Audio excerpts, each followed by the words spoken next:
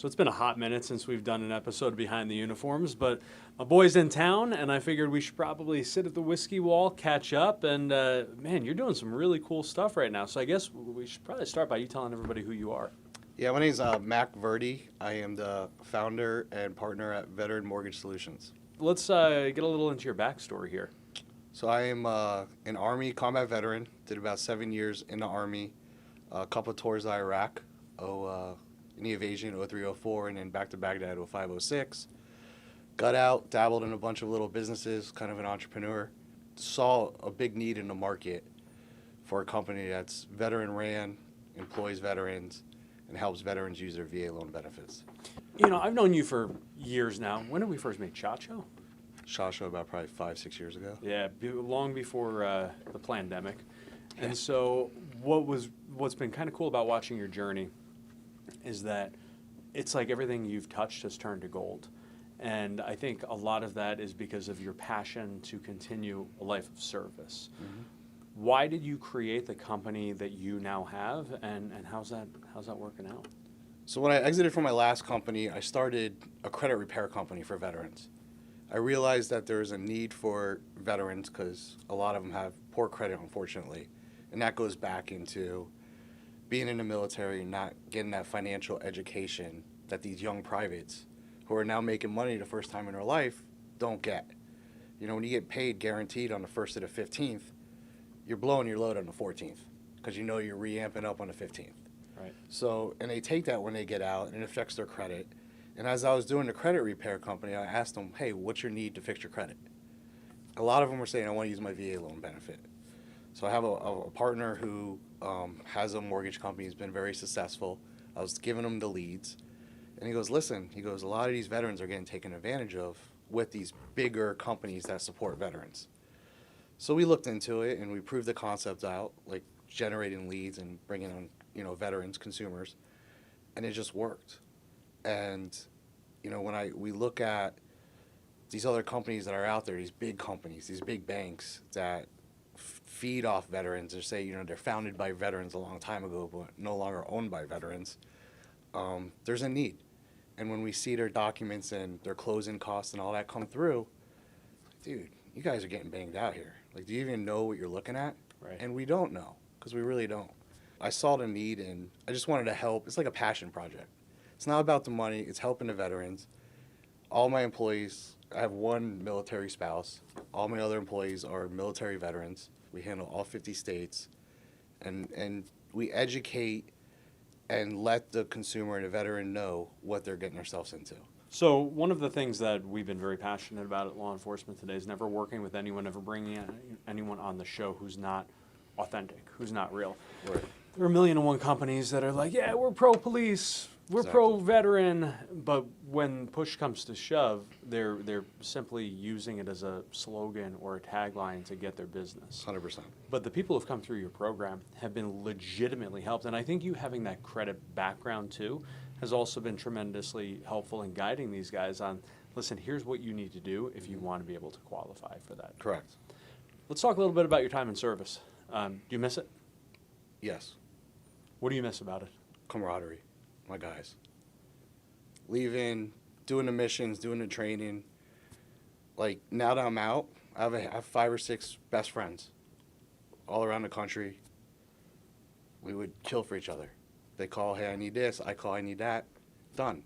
That bond you get, especially being in combat, that's the camaraderie that you miss. And I miss that.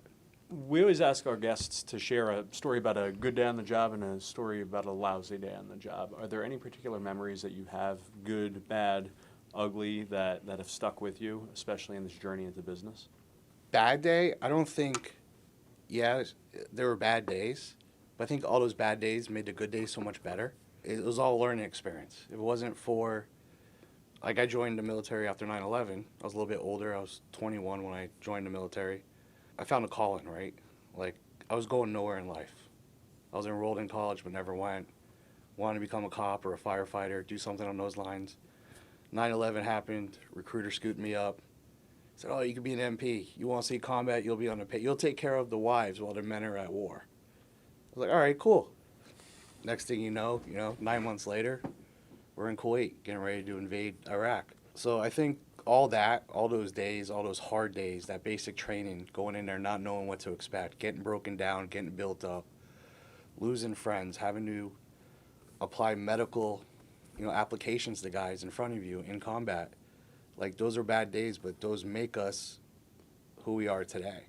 And I think that military and that training and that discipline it gave me the tools to be successful in life. A lot of my boys who have been out for a time, they struggle to kind of reintegrate into society. Yeah. Because they had structure and they had rigidity and they had that camaraderie. And then they come out into this new world where no one's telling them what to do or how to do it or how to get that paycheck.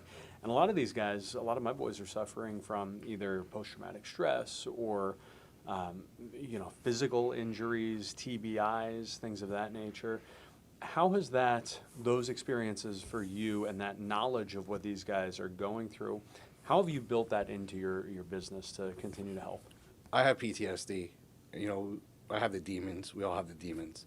I feel like when you come out, like you said, there's no structure, right? When you're in the military, you're getting paid, all your bills are paid. You really don't have that real life stress on you. You just got to get through the next day, training, doing whatever. So when you come out, you go through the VA process, and all they're doing is throwing money at you and giving you drugs. And for the guys in the Midwest of the United States, you could live off $3,000 like a king, like becoming an instant millionaire. And now you're getting these drugs, and now what's happening? You're picking up addictive personality. You're taking drugs every day. You start drinking every day. It's like the COVID effect, right? Because what do you need to go to work for? All your bills are paid.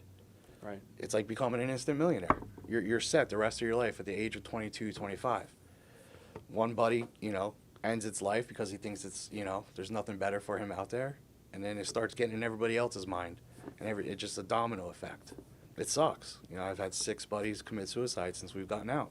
For me, personally, I have a wife and 3 kids. I live in South Florida. I have to keep the lights on. I work for myself. So my hustle and my back against the wall to give them a life I want to give them has, I feel, been my cure for PTSD. I don't off track and think of other things. I think of what I got to do to keep going. And for me, that's helped a lot.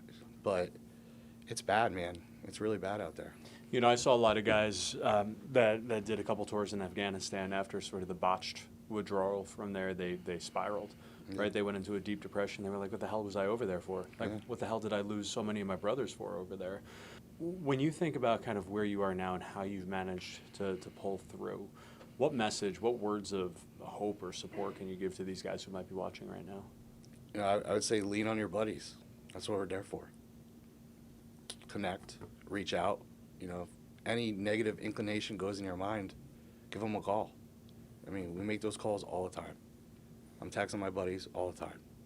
It doesn't help that our VA system is so broken. It's terrible. Right? We do a lot of work with organizations like Hunter 7 Foundation because a lot of these guys have toxic burn pit exposures and all sorts of cancers and diseases as a result, and they go to the VA and they're like, oh, here, just take these drugs. Yep. It'll be fine. Everything will be good. It's a sad world that we're in, but knowing that there are good guys like you out there who are helping guys who, maybe the one thing that's going to save them is getting that mortgage, is getting their family financially secure. It's incredibly beneficial. Shameless plug time. Name of the company, how people can find you. Veteran Mortgage Solutions. You can find us online, veteranmortgagesolutions.com.